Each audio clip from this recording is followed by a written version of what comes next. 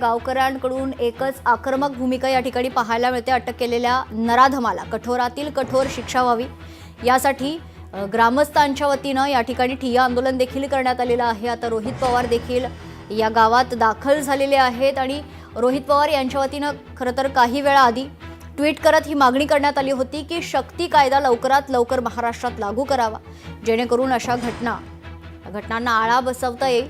आणि त्या अनुषंगाने आता रोहित पवार माध्यमांशी बोलतायत। अत्यंत दुर्दैवी आहे। 3.5 वर्षाच्या चिमुरडीवर बलात्कार करून तिची हत्या करण्यात आली आहे। आरोपी अटकेत आहे, पण गावकरी अजूनही त्याला आमच्या ताब्यात द्यावं किंवा फाशी द्यावं। तुम्ही गावकऱ्यांशी संवाद साधलाय, काय त्यांचं नेमकं म्हणणं आहे, तुम्ही काय आश्वासन द्याल? एक तर ही जी घटना घडली ती अतिशय दुर्दैवी आहे। ज्या घटनेचा आपण कधीही विचार सुद्धा करू शकत नाही अशी घटना दुर्दैवाने या ठिकाणी घडली। मुलगी तशी पुण्याची आहे, आजोळी आली होती। या गावामध्ये प्रत्येक व्यक्ती त्या मुलीला ओळखायचा। इतकी छान सगळ्यात मिसळणारी अशी एक मुलगी, आणि तिच्यावर ही घटना घडल्यानंतर नाही तर कोणावरही ही घटना जर घडली असती तरी लोकांचा जो काही काल आक्रोश आपल्या सगळ्यांना बघायला मिळाला तो योग्यच होता। कारण का अशा पद्धतीने एखादी घटना घडत असेल तर लोक चिडणारच आहेत, आणि काल तो आक्रोश जो होता तो तिथं आपल्याला सगळ्यांना बघायला मिळाला। काल SP साहेबांशी सुप्रियाताईंची चर्चा झाली। मी आजही त्यांच्याशी SP साहेबांशी बोललो होतो। काल स्वतः SP साहेब इथं नसरापूरला काल आले होते लोकांशी चर्चा करायला। लोकांची मागणी होती भावनिक दृष्टिकोनातून की लगेचच्या लगेच त्याला आम्हाला ताब्यात द्या वगैरे, पण शेवटी जो काही कायदा असतो तो आपल्याला पाळावा लागतो। मग लोकांचं मत आलं की याच्या आधी अनेक लोकांवर अशा पद्धतीने कारवाई झालेल्या आहेत, पण नंतर जर आपण बघितलं तर बरेच जण बेलवर बाहेर निघतात। हा जो क्रिमिनल आहे तो सुद्धा 2दा अशाच प्रकारच्या घटनेमध्ये त्याला पकडलं होतं, पण बेलवर तो बाहेर आला। आणि मग ही तिसरी घटना करण्याचं त्याचं धाडस झालं कसं? आणि जर झालं असेल तर उद्या परत बेल घेऊन बाहेर येणार असेल तर मग या कायद्याचं करायचं काय, असं लोकांची भावना तिथं होती। लोकांची भावना मग नंतर पोलिसांनी आणि सगळ्यांनी समजून सांगितल्यानंतर लोक मान्य झाले की ठीक आहे, फास्ट ट्रॅकवर ही केस जर तुम्ही घेत असाल तर आम्हाला पुढच्या काही दिवसांमध्येच या बाबतीतला निकाल त्या ठिकाणी लागला पाहिजे, अशी भूमिका लोकांची तिथं होती।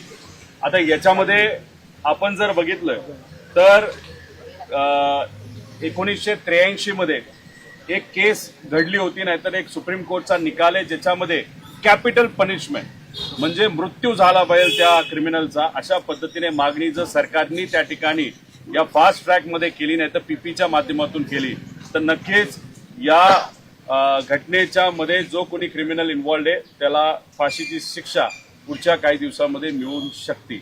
हे झालं शिक्षा द्यायच्या बाबतीत। कुठला वकील पाहिजे वगैरे सगळी लोकांनी मागणी त्या तिथे केलेली आहे, पण लोकांची अजून एक भूमिका आहे की ज्या परिवारातून ही लहान मुलगी येते त्याची जी आई आहे त्या आईला आर्थिक मदत सरकारकडनं मोठ्या प्रमाणात झाली पाहिजे। उच्च शिक्षित महिला असल्यामुळे आणि आर्थिक दुर्बल असल्यामुळे त्या महिलेला शासकीय नोकरीमध्ये घेण्यात यावं। म्हाडाच्या अंतर्गत काही घराला घर नाही तर काही अशी मदत आपल्याला देता येते का, अशा भावनिक दृष्टिकोनातून सुद्धा वेगळ्या वेगळ्या मागण्या इथं असणाऱ्या लोकांनी तिथं केलेल्या आहेत। CM साहेबांनी फास्ट ट्रॅक कोर्टाची मागणी मान्य करून लोकांची ही मान्य करून घोषणा केली असं आम्हाला कळतंय, पण आता फक्त याला पटपट आपल्याला काही गोष्टी कराव्या लागतील। SP साहेबांचं मत आलं की 15 दिवसामध्ये चार्जशीट ही दाखल केली जाईल आणि त्यानंतर कोर्टाच्या माध्यमातून या व्यक्तीला जो कोणी गुन्हेगार आहे त्याला तिथं शिक्षा ही होईल, अशी भूमिका SP साहेबांची।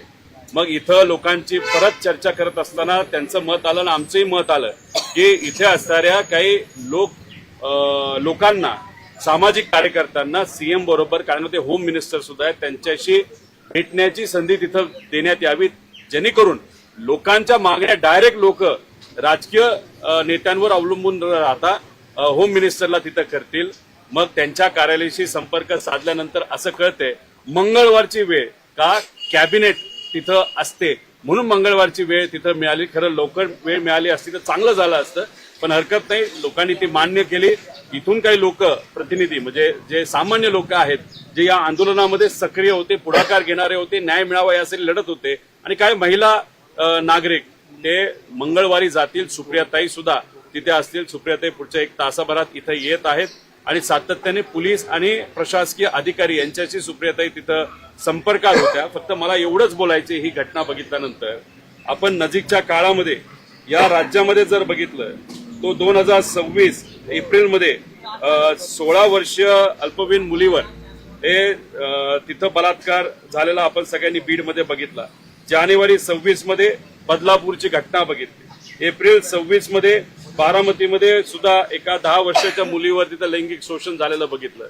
आज आपल्या राज्यामध्ये दिवसाला 24 बलात्कार या घटना तिथं घडत आहेत. म्हणजे तासाला 1 घटना घडत आहे. 50,000 महिलांच्या बाबतीत अत्याचार झालेले गुन्हे दरवर्षी आपल्या महाराष्ट्रामध्ये त्या ठिकाणी होत आहेत.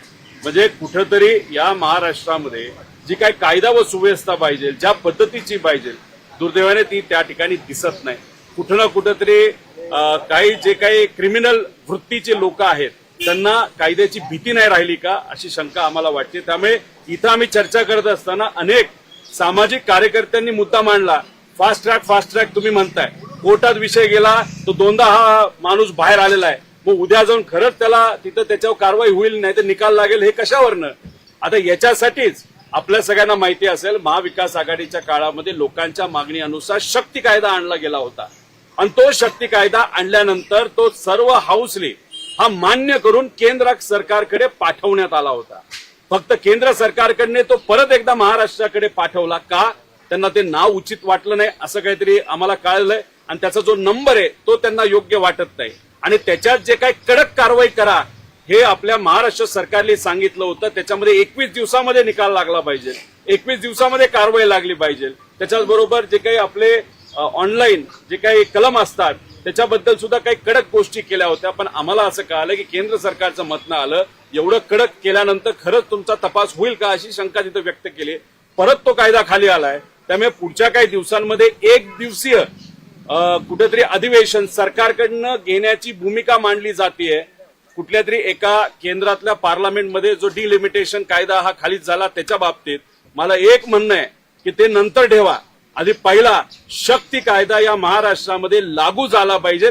यासाठी पुढच्या काही दिवसामध्ये सरकारकडनं तिथं एक स्पेशल अधिवेशन महाराष्ट्रामध्ये घेतलं गेलं पाहिजे आणि त्यातून असा कायदा बनवा ही आमची मागणी आहेच. पण इथं असणाऱ्या प्रत्येकाची मागणी चर्चेत सुद्धा मुलं आणि खास करून युवा वर्ग बोलत होता, कायदाच असा बनवा की लोक तिथं घाबरले पाहिजे. त्यामुळे तो शक्ती कायदा आणण्यासाठी एक स्पेशल सिटिंग सेशन या महाराष्ट्रामध्ये झालं पाहिजे अशी आमची या आजच्या दिवशी लोकांची चर्चा केल्यानंतर या ठिकाणी मागणी आहे. दादा, या प्रकरणामध्ये आरोपी जो आहे त्याला जर प्रतिबंधक कारवाई केली असती तर हा गुन्हा घडला नसता. आरोपी अशा पद्धतीनं अनेक गुन्हे यापूर्वी देखील केला होता, परंतु पोलीस कुठेतरी या सगळ्यामध्ये कमी पडतात का?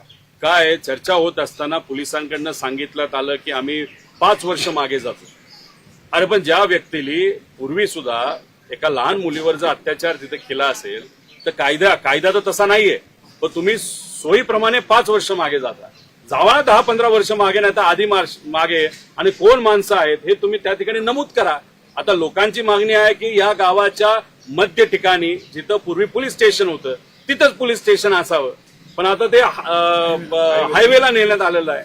आता या गावामध्ये MIDC आसपास असल्यामुळे इथे नागरिक म्हणजे ओरिजिनल जे इथे रहिवासी आहेत ते कमी असले तरी बाहेर